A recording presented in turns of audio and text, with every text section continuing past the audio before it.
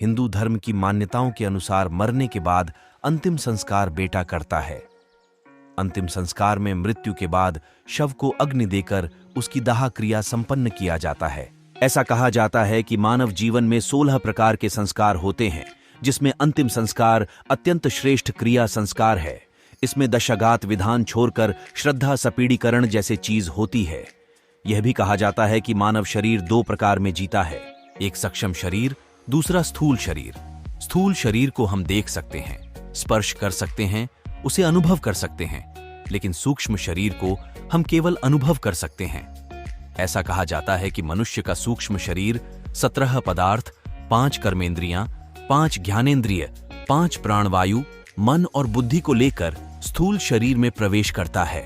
वहां जब इंसान की मृत्यु हो जाती है तो इन्हीं 17 पदार्थों को लेकर जीव स्थूल शरीर से निकल जाता है।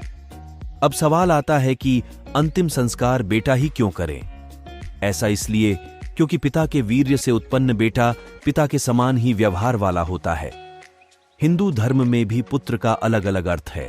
हिंदू धर्म के अनुसार पू यानी नरक से त्र यानी त्राण करना होता है, जिसका मतलब पिता को नरक से निकलकर उत्तम स्थान प्रदान करना ही पुत्र का कर्म है।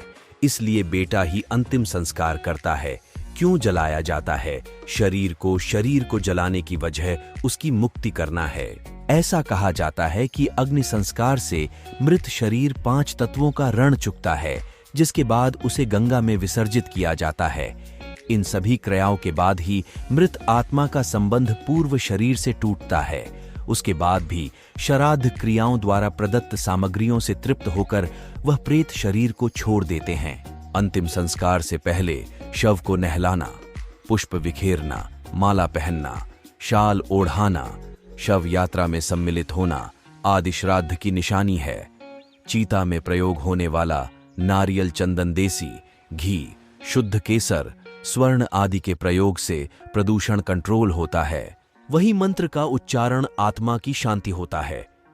दाह करते समय शव का सिर उत्तर तथा पैर दक्षिण दिशा में होने चाहिए। वही अग्नि देने से पहले शव का बेटा जल से भरे कलश को अपने बाएं कंधे पर लेकर शव की एक परिक्रमा सिर से आरंभ करके करता है। वहां परिक्रमा पूरी होने पर उसे नीचे गिराकर मटका फोड़ देता है।